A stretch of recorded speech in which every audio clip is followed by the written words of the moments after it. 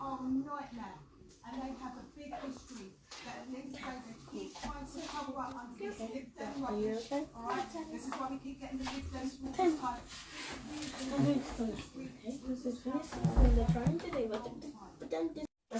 It is the matter with the lawyers.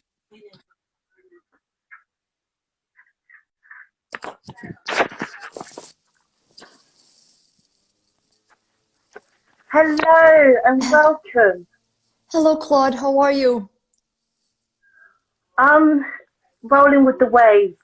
Our current affairs is really bad at the moment in the UK, but all we can do is fight and make sure that we call for the change and make sure that, you know, individuals' voices are heard and acknowledged and that there's two sides of the story being acknowledged in society.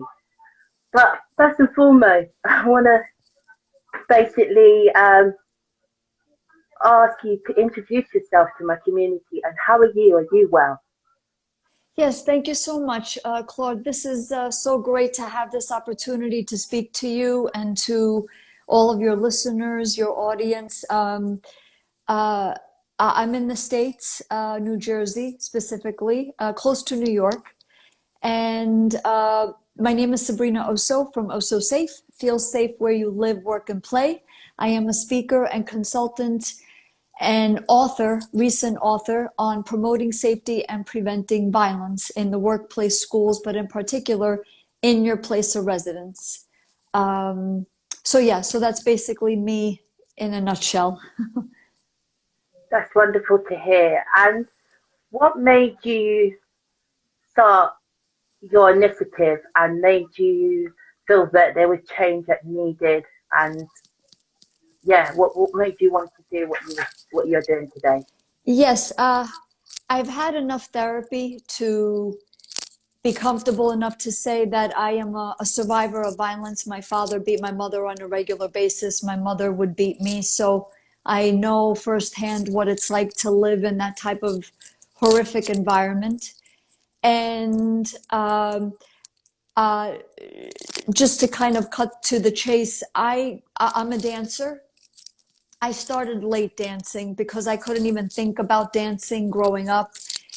There was always violence, abuse, chaos, dysfunction going on. So, and I had nobody to take me to dance. So I had to push that much further along. But eventually I am a dancer, taking classes, auditioning, getting gigs. And I wrote a one-woman show called Home Sweet Home, ? I play different women being abused. She goes to her good place. That's where the dancing comes in. But then she's pulled back into the terror of violence. The show is, it ends really strong. It's empowering. But I did a lot of research for the show. And I could not believe, Claude, the statistics that I was finding, the how common it was. So I said to myself, I need to make this into a business, a bona fide business with products and services that could really help people. So that's how Osso Safe was born, really, out of this one woman show. And I'm not a nonprofit. We're not a charity. We respect all of the charities and nonprofits that deal with home violence, but we take a very different approach. It's more on the real estate end, like making residences safe by combining education and technology. So I hope I answered the question. No, you have, and it's really great to hear what you are doing, and especially within, I think, how what would you say the key solutions to addressing abuse in society? It has to be a practice.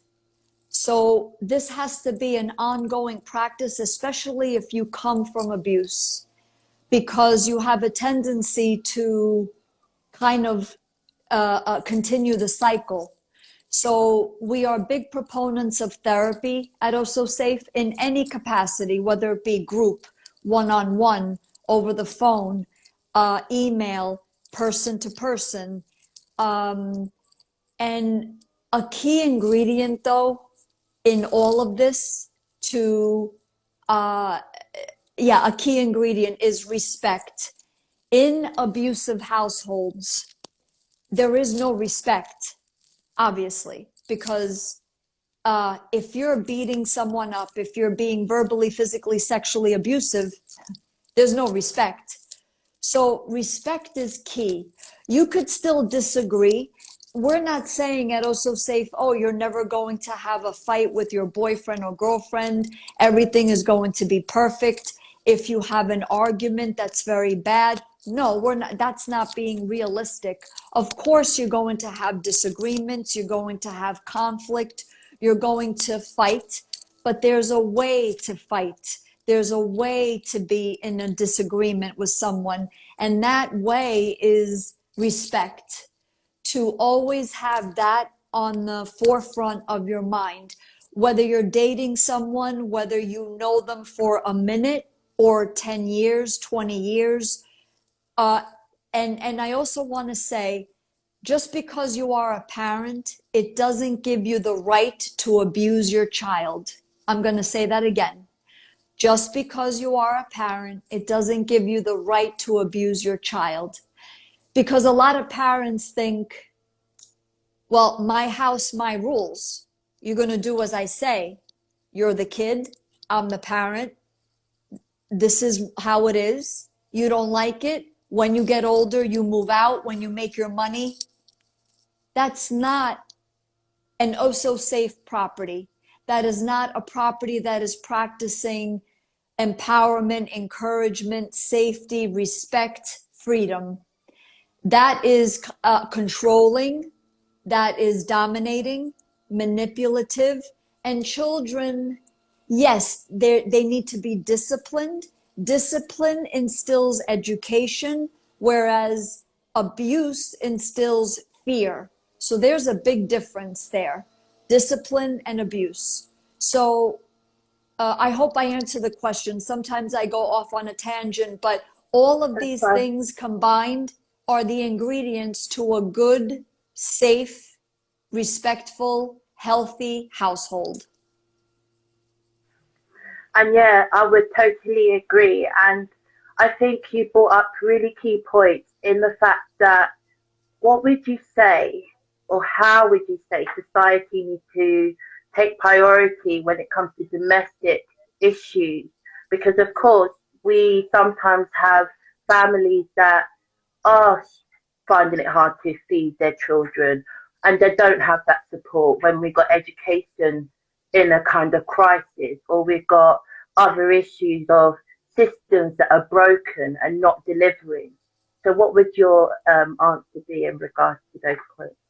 Yes, we have to be careful where I think a lot of the time when we speak about global issues, and that's worldwide, whether it be in the United States, Canada, Europe, the whole continent of Africa, Australia, um, South America, we tend to like money, right? The economy, people get upset if they are not making enough money. Maybe they take it out on members of their family, their children, they lose their job. But I have to say, Claude, these are excuses. Just because you lost your job, a hurricane takes your house, a tsunami takes all of your belongings, you there's a sickness in the family. All of these things are not excuses for violence, for abuse, for chaos, for dysfunction. There's plenty of families out there that are going through tough times, and but they always keep respect as their foundation, as their anchor, as that boundary that we're not going to cross that boundary just because dad or mom lost their job, so they beat the kids when they get home.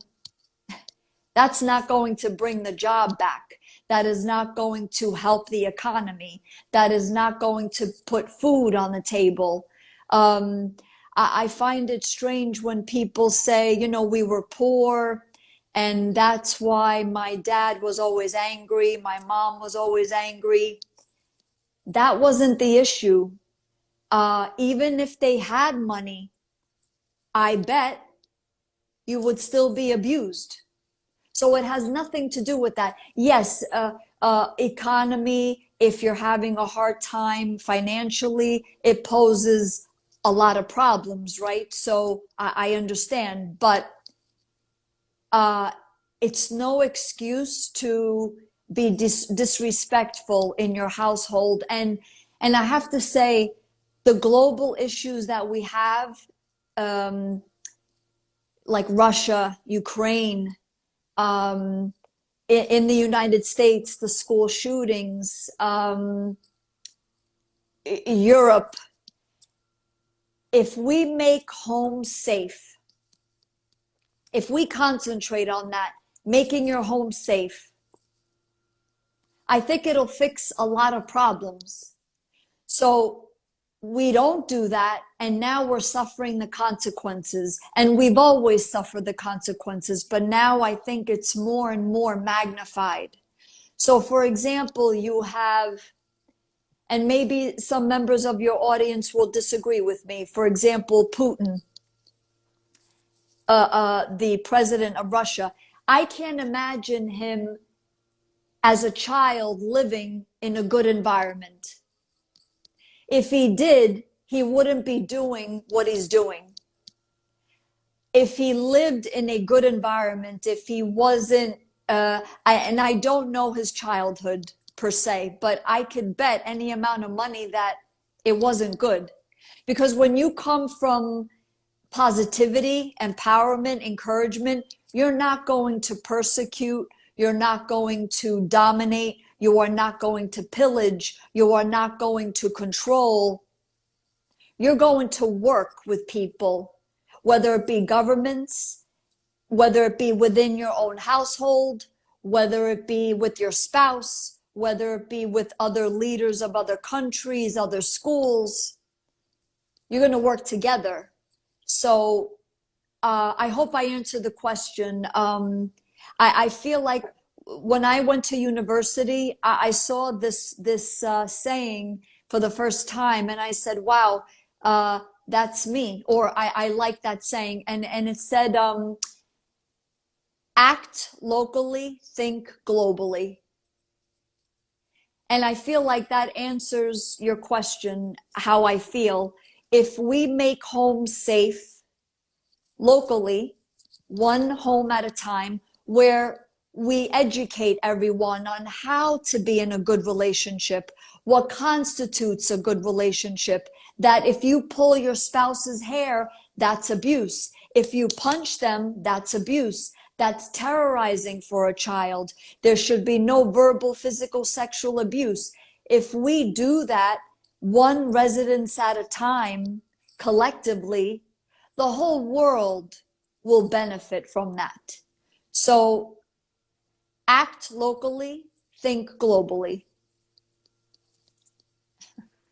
I love that. And I think you taught some wonderful talking points there, especially in the fact that there's always two sides of the story. And I think also in the fact where you're saying was right on as well, in the fact that, would you say it's now probably the time to be more gender balanced within society? So within supporting the men community, for example, being able to kind of reach out to them, and especially when we are in Men's Mental Health Week at the moment in this month of November. Absolutely, absolutely. We do a huge disservice to our boys from a young age when we as parents say to them, and this is mothers and fathers, stop crying like a girl, you throw like a girl, don't be a sissy, be a man, man up. All of that. Don't like the color pink. Pink is for girls. Don't like fashion. Fashion is for girls. All of that contributes to gender inequality. It contributes to home violence. It contributes to sexual harassment. It contributes to uh, all kinds of violence, really, school shootings, which is a big problem here in the United States.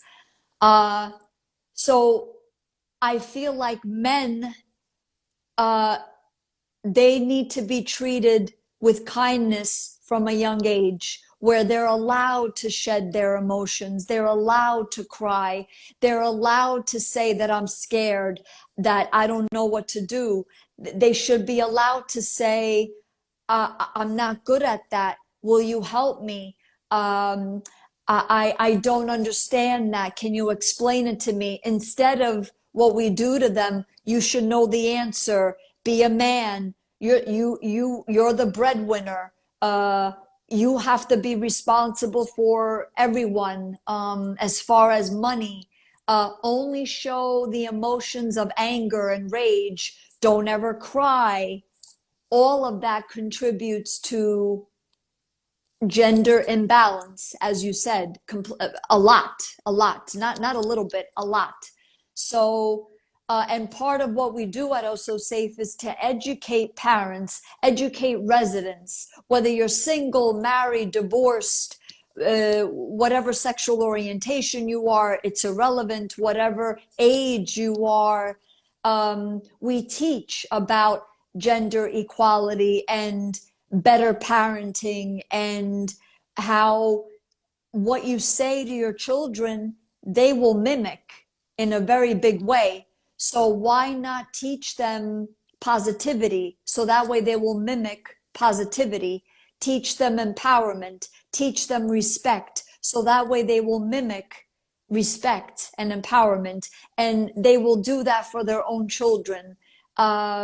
So I feel like it's a very, it's a collective for sure. It's a practice and something that we're doing at Oh So Safe with residency in documents, in leases, in mortgages, in titles to your property. Make safety a required standard condition of residency. I think this will change the game for all residency on a global level. Make safety a required standard condition of residency. If you act like a beast, like a barbarian, like a savage in your home, we are proposing to the real estate industry that person who's an abuser should lose title to their property and have no access to their children at that residence. Done.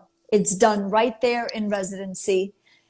We're moving the real estate industry in this direction because, quite frankly, Claude, I know for a fact if I had my own services growing up, my father would not have gotten away with half the things he got away with when I was growing up. I lived with a terrorist, two of them, my mother and my father. So it would have been a different reality if I had my services back then. You can't turn the clock back. All we could do is correct and move forward, correct and move forward, correct and move forward. I hope I answered the question. Oh no, you did, and thank you so much for sharing.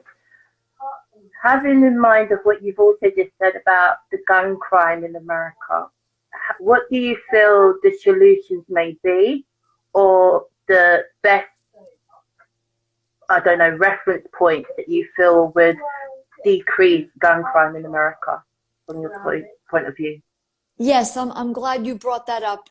It's worth repeating. It goes back to making homes safe for all children, because if you trace in almost every case, if not every case, the shooter's background, 9 times out of 10, even 10 times out of 10, I would say, their home life was hell. It wasn't good. There was always some type of violence, abuse, chaos, dysfunction. And the parents were lenient, or they were abusers themselves.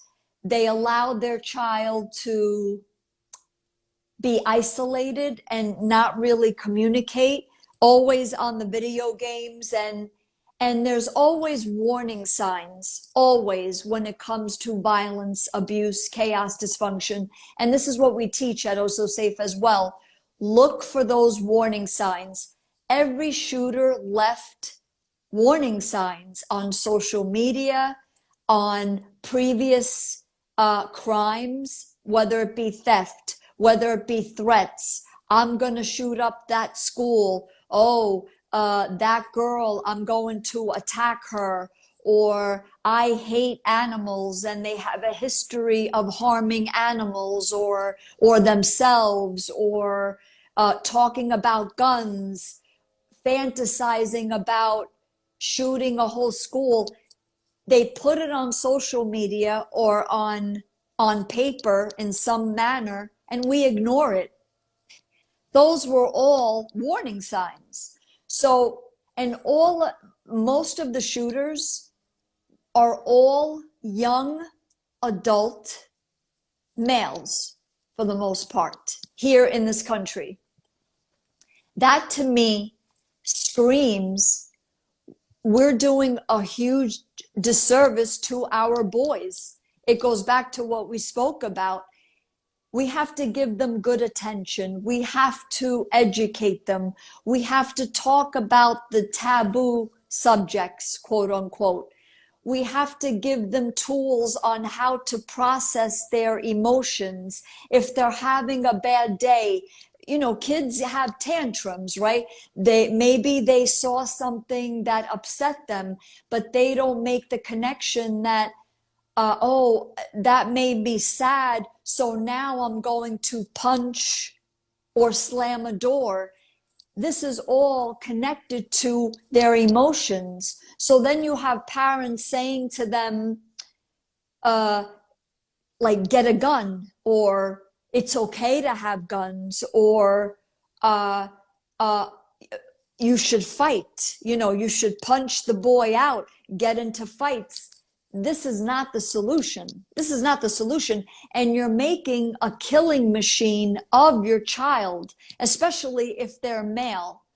So to answer your question, we feel at Oh So Safe, if we want school shootings to diminish and be eradicated altogether, we have to make concerted efforts to make homes safe, which means being preventative, which is what we do, because we don't wait for an episode of violence to occur, then police come to the residence, bad news travels fast.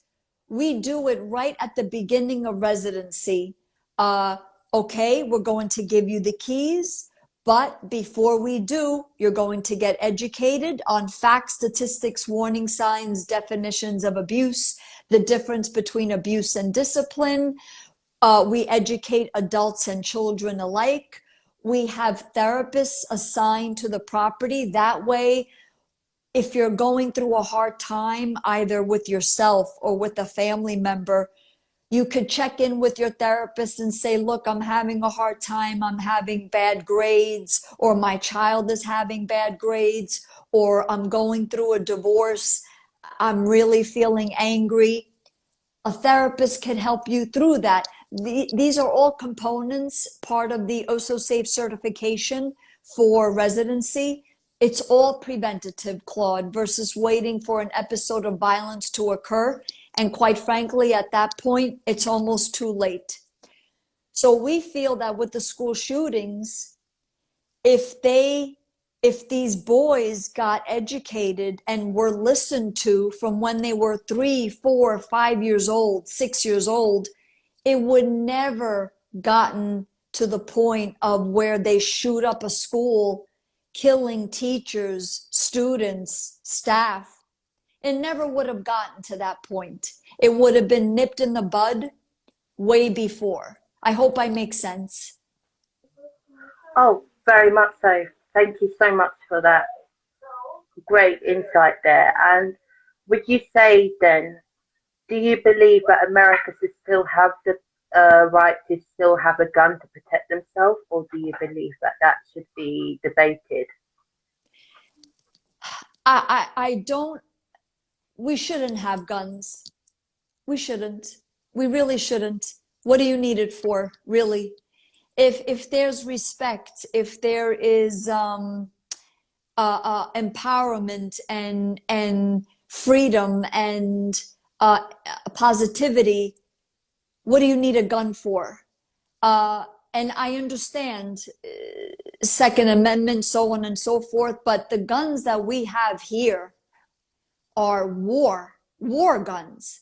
I mean, these violent kids, 18, 19, 20-year-olds, 21-year-olds have ammunition to take out soldiers, entire armies, and they're killing little children. So we don't need that at all. I mean, what is the point of that? So it's illogical. It's really illogical. So, and I do know a lot of people that have guns that are mentally stable. They're mentally stable. They wouldn't hurt anyone. They just like having a gun because they like the sports, the sporting of it, or whatever you call it, you know. So the thing is, there are plenty of statistics that say when you put a gun into the equation, the likelihood of someone being greatly injured and or killed, I mean, it skyrockets. You know, the probability of something happening, a fatality, skyrockets. So, yeah, and I'm Italian. My parents were born and raised in Italy. I'm first generation Italian, and I travel back and forth between here and Italy quite a bit. Not since COVID, but I have a lot of family in Italy, and my cousins will say, Sabrina, we're not even allowed to have a gun. You know, and he's an attorney. One of my cousins is an attorney. He's not allowed to have a gun. And you know, he's not saying that people don't have guns in Italy. Of course they have guns, but it's not easily permissible. It's not, oh, I turn 18 or I'm a kid, I could just go to some local grocery store and purchase a gun. It doesn't happen in Italy. So I hope I answered the question. I mean, we shouldn't, not in this country. It's how many more children have to be killed in order for us to see that, you know? I totally agree. And would you say that it's time for, because after like previous leadership, especially in America, to the UK and to certain countries, would you say, what would be your best advice for individuals calling for transparency and accountability from our world leaders, from your point of view, when we talk about your organization as well? Well, I feel that President Biden, on the America side, him and Kamala Harris, Vice President Kamala Harris, they're doing as much as possible to pass the laws that need to be passed to prevent more fatalities. But the Republicans, and I would say even some of the Democrats, I guess, but for the most part, it's Republicans and the NRA, the National Rifle Association here. It's very strong, and they need not to be strong. There is a hypocrisy there, you know. So on the one hand, they preach safety, you know, and then they have all of these fatalities. So then pass the laws that need to be passed, you know, to not have more fatalities in schools, especially in schools, for crying out loud, elementary schools. And I do think, though, that the parents, and I've said this, I've signed petitions on this or commented, the parents of the shooters, they need to be thrown in jail, as far as I'm concerned, because they have made killing machines of their children. So they allow them to go get a gun. I think they even encourage that behavior. They need to be held accountable, I would say. All the parents of these shooters, that because they're violent and they're abusive. So the kids are kind of copying the parents' behavior. So it's just one goes hand in hand with the other. And I would say just make it no exception with the world leaders, especially in this country. Make no exception. No ammunition, no war AK-47s or whatever those crazy guns are. Do away with them all. Do away with them all. And even the gun shops, they need to be held accountable by far. By far.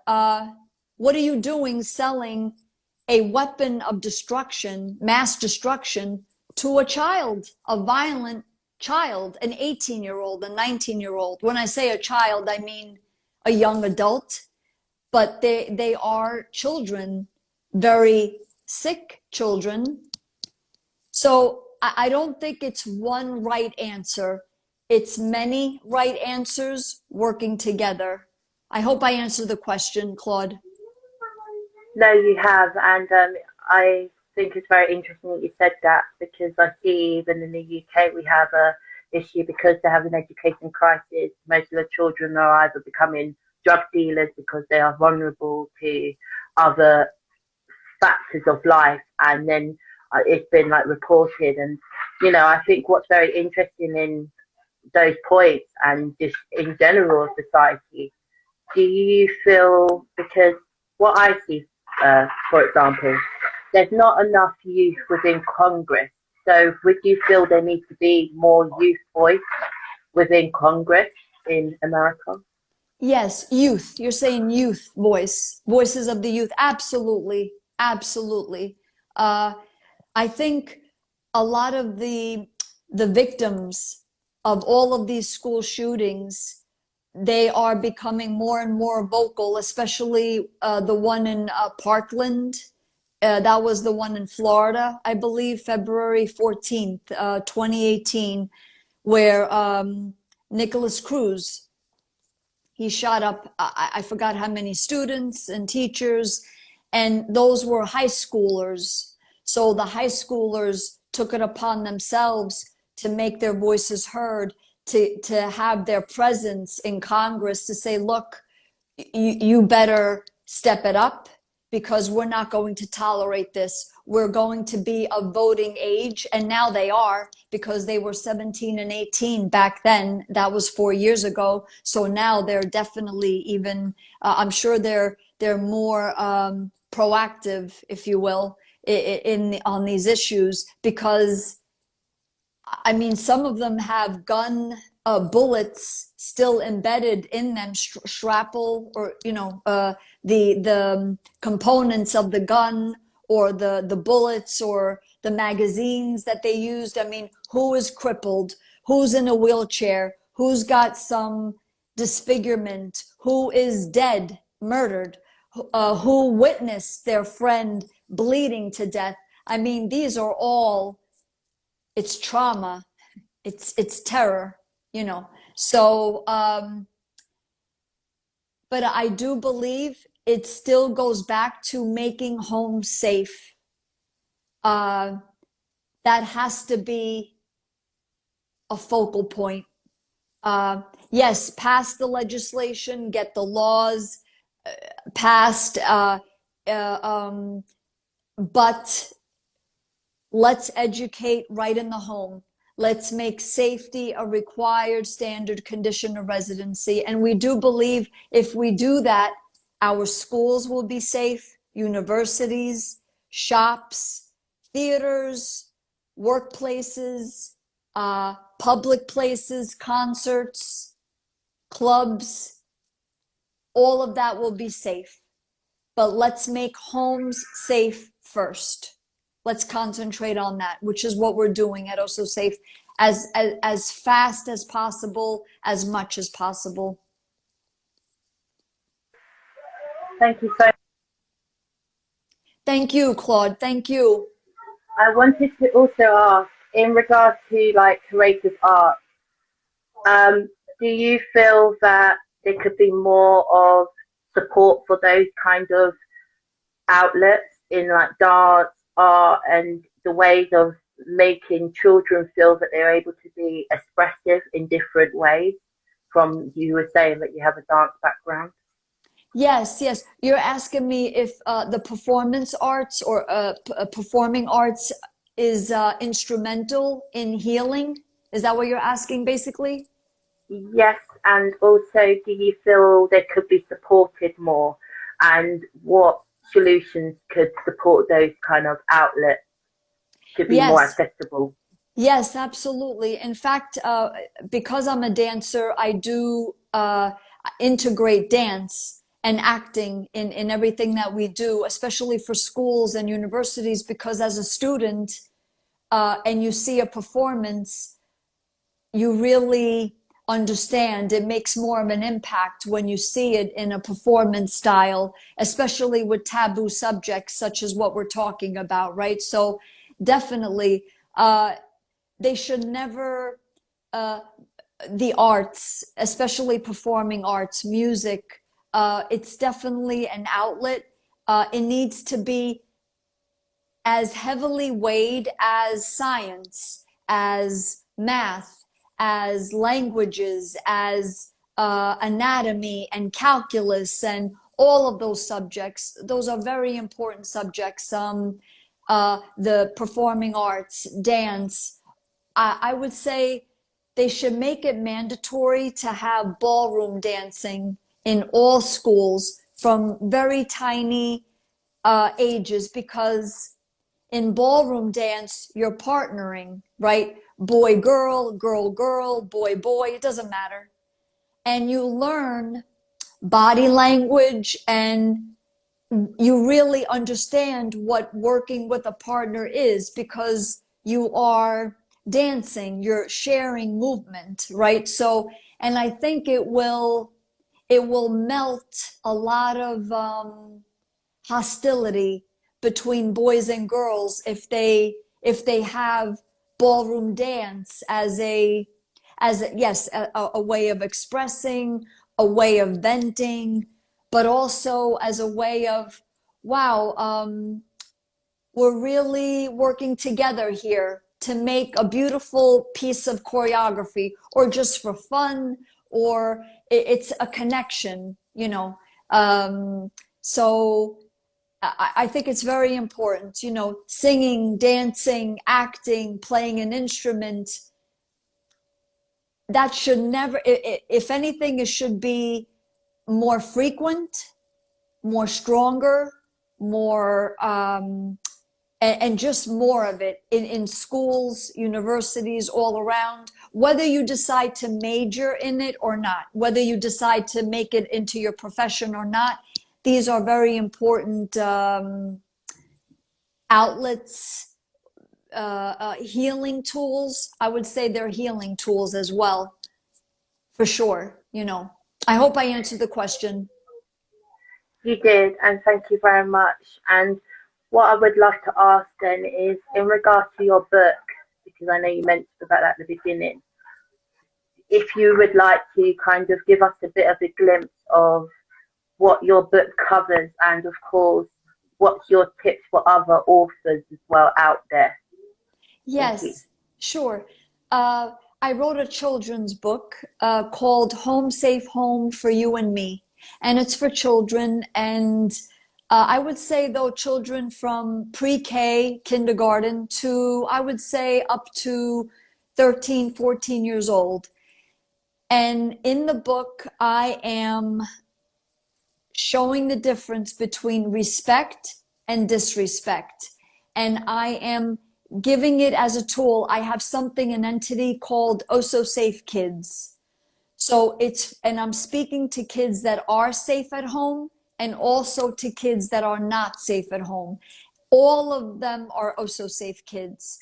So in the book, I say, if you're not safe at home, say your cheer. I want to live where I am also safe, and I am also safe with, if it's not mom and dad, not stepdad, not stepmom, who do you feel safe with? I am giving them the power, the choice, that they get to say who they feel safe with, an aunt, an uncle, a grandparent, a close family friend. Because in an also safe certified property, we don't wait until they're 18 to say, okay, now you get to decide who you feel safe with. It's too late. We say, who do you feel safe with if it's not mom and dad? Do you have an aunt, an uncle, a grandparent, a close family friend? So my book is to let them see that they have choice. And when they're ready to say who that choice is, well, I feel safe with Aunt Sally or Uncle Fred or Grandma, Grandpa, and that's who they should live with. Because if they continue living with mom, dad, stepmom, stepdad who are abusive, they're continuing to be poisoned. And why? The sooner they could live their best life, the better. So the book is about empowering children, especially the ones that are not safe at home, who they feel safe with, and to say it at school. So it's on Amazon as well as Barnes and Noble, but it's on Amazon on Kindle and paperback. And I would say to authors, I used Steve Young from Yes Bear Publishing. He was wonderful, wonderful. He will give you a very good price. He finds you the illustrator if you don't have one. He's very economical, and he gives recommendations to make the text better, the illustrations. He works with you. He's very kind, very patient, and he has a lot of good feedback. He was very good. So I recommend him, Steve Young at Yes Bear Publishing. He's based in Tennessee, America, in the US, Tennessee. Thank you very much. And a big question I would have is like, okay, so we got the FIFA World Cup at the moment, but what would be your views in the fact of the narrative of when countries need to probably look at their own issues, and of course when they are issues within a country when they are holding a FA Cup, but of course when other countries have this same issue of human rights, freedom of speech and migration. How would you, what would be your advice for world leaders to be better negotiators within communication? If that was a simple question that you can answer. No. I believe I understand what you're saying. I think the World Cup and all of these communal, whether it be sporting events or artistic, but especially sporting events, they are great avenues of standing up for what you believe in, right? Because a lot of the players, they will use that to say their voice, whatever it is, like Iran, right? Iran with Masa Amini, and so many other countries that are speaking out on behalf of their country's injustices. So they're using the World Cup to seek a voice, to seek justice, to seek awareness, and I would say respect and freedom. You know, at the end of the day, it's about freedom and respect. You know, they go hand in hand, I would say. So I applaud the world leaders that allow their players to go and participate, because I think that's important, right? So, and it's a risk. I know these players, they risk a lot by being vocal. I think in Iran, the Iranian players, some of them, I think they, either they did some sort of gesture or something. It could be even the Olympic Games, but I think for the soccer games, I forgot what it was specifically. And you know, they run the risk of, well, if you go back to your country, you'll be thrown in jail. And I applaud them for speaking out. So I would say it's not just the world leaders, it's all of us together to do our part, you know, because I think the world leaders, they need to do more for sure, but also I think we that are not world leaders are doing what we need to do, and we need to do more of it. Because in fact, there was a post by someone for Iran. A lot of the movement with Masa Amini and her murder is being led by young girls cutting their hair, saying no to the hijab. Young girls, 15 years old, 14 years old, and they will be heard. And I could relate because Safe, we are empowering children to speak out on behalf of their own abuse. Because Claude, I have to say, and in a way, this is like the world leaders in this country. I can only speak in this country, but I could probably speak on behalf of the world. The lawyers, the mediators, the parent coordinators, the so-called child protective service agencies, and the judges. Horrible, horrible conclusions for these kids. They're in court. You present all of the evidence that the parents are abusive, either the mother, the father, or both, or the step parents.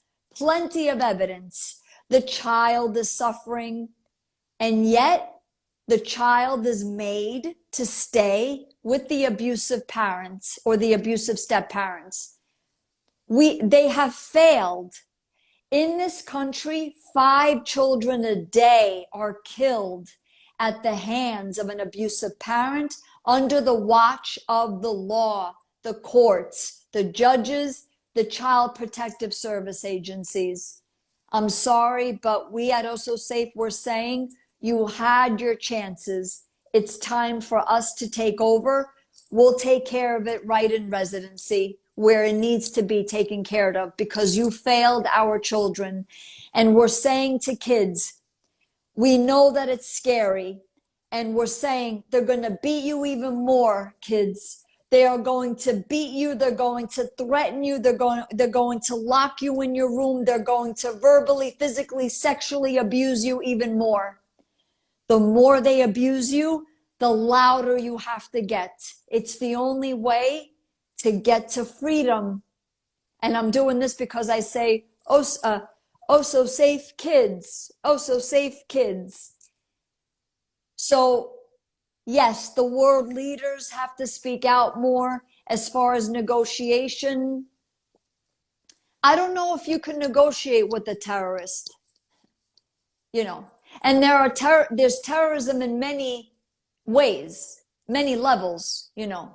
So are you really going to see eye to eye?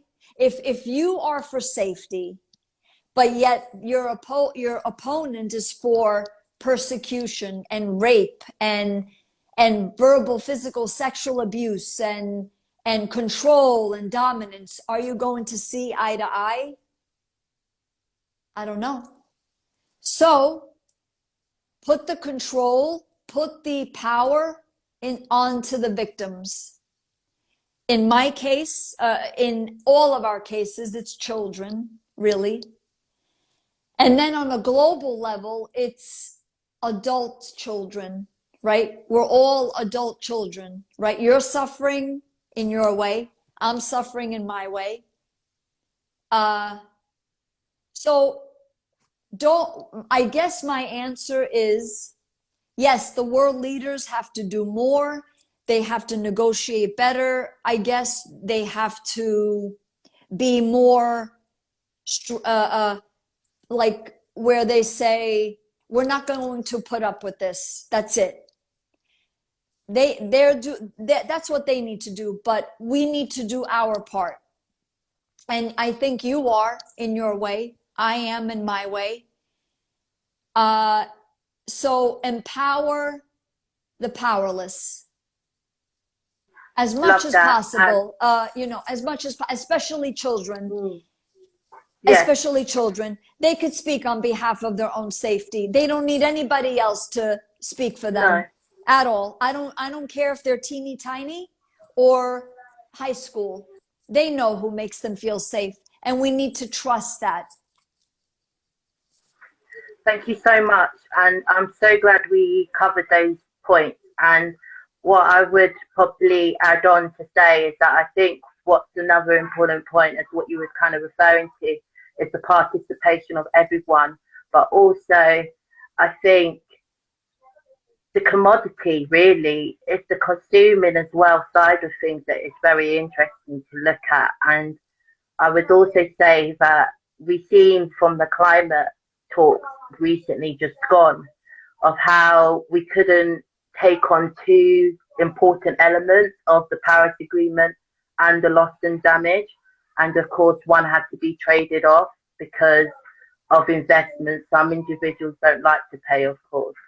But what I think is interesting, what you were just saying about, the children and about their well-being and safety, is that there seems to be this big gravy train.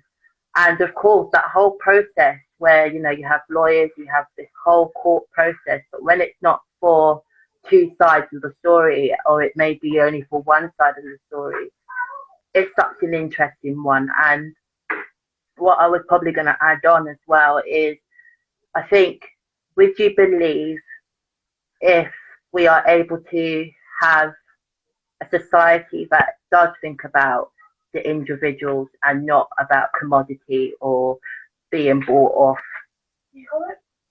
Yes, yes, yes. I think it's what we've been saying throughout this interview, really. Yes, the individual, we are all a collective, I would say, and I do want to point out there's nothing wrong with money. We need money.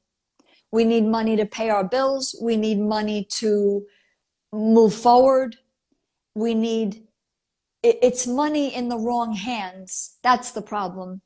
Because I know I would be much further ahead if I had more money, free and clear. So, and I am very big on, yes, I want to be rich. I should be rewarded financially because I want everyone to be safe, especially children. And you can't do that if you're holding a bucket waiting for donations, because then it's a back burner issue. Well, we say at Osso Safe, no, this has to be a paid service and it needs to be resolved right now, because children have been suffering way too long, way too much. And there's plenty of charities out there for domestic violence, so on and so forth. But are children any safer? Not really. Not when there's 5 of them being killed every single day in this country alone, at the hands of an abusive parent, under the watch of a law, a child protective service agency. So that's a system that's broken, and a broken system is not a system at all. So money is good if it's in the right hands, because when you have money in the right hands, things move faster. So I want to say that it's okay to want money. It's okay to be rich, as long as we do good with that money, right? Which is what I think we're saying, basically.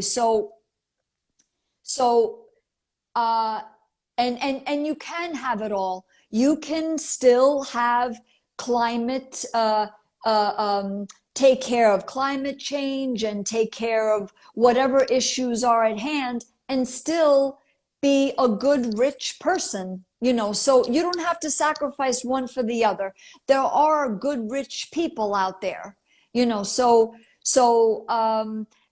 I think that's an important point, you know, to make, because otherwise, as I say, victims don't need pity. They don't need handouts. What they need are solutions. They need resolution.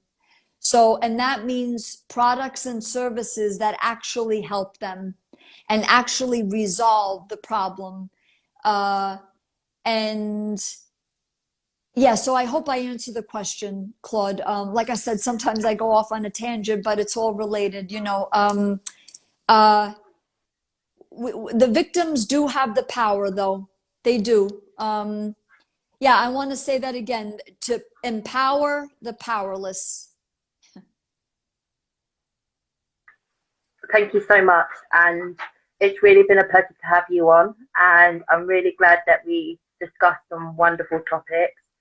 My last question would be then is, do you feel that we are able, well, okay, one, do you feel that we are able to have a world that's inclusive and diverse? And then two, do you believe in world peace? Yes, yes, and yes. And it goes back to act locally, think globally. Because I do believe whatever we do will affect everybody else. It's kind of like the ocean, right? You drop a rock and then it ripples out, right? It's all energy. So if I do something good today, you're going to benefit from it, even though you're across the Atlantic Ocean, you know. I do believe that. So, and if you do something good where you are, I'm going to reap the benefits of it somehow, some way. It will be across, it's all energy. It goes back to education and repetitive education, not just one and done.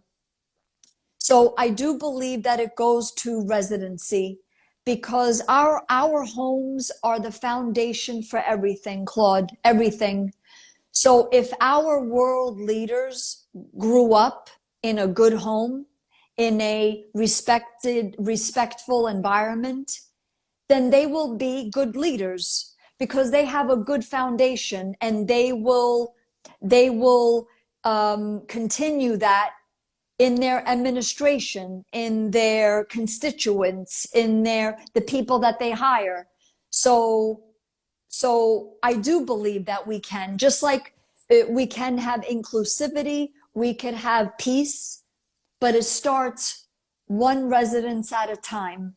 I do believe. So if we can do that, which is our intent, like I get asked on podcasts, do you believe that homes can be safe?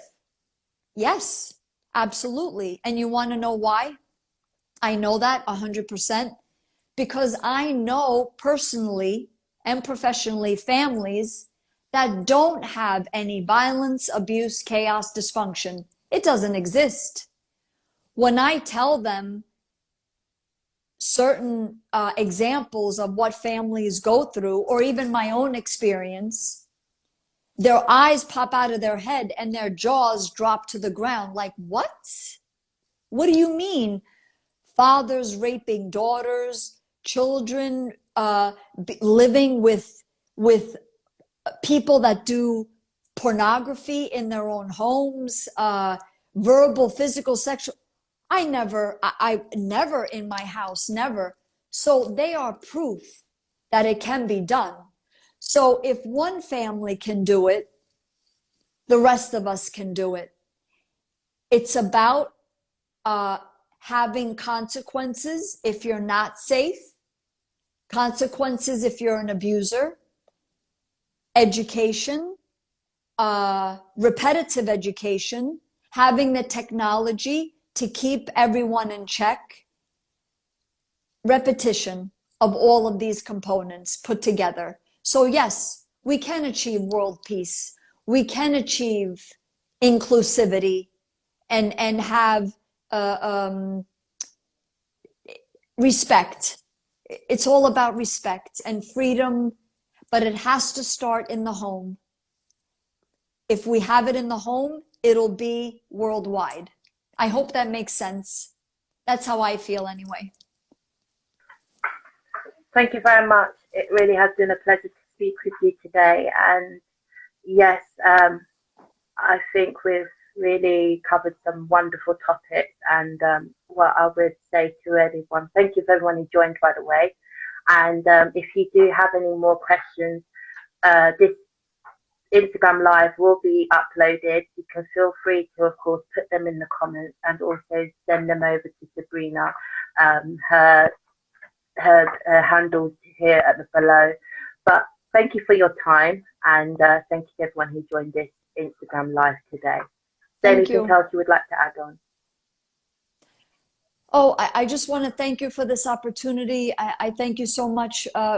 Any platform is a positive for Osso Safe. We're trying to get us out there to let people know that we exist, our products and services, the book, the videos, the YouTube channel. Again, safety needs to become a required standard condition of residency, and all of us have a right to be safe in our own homes. I would say that.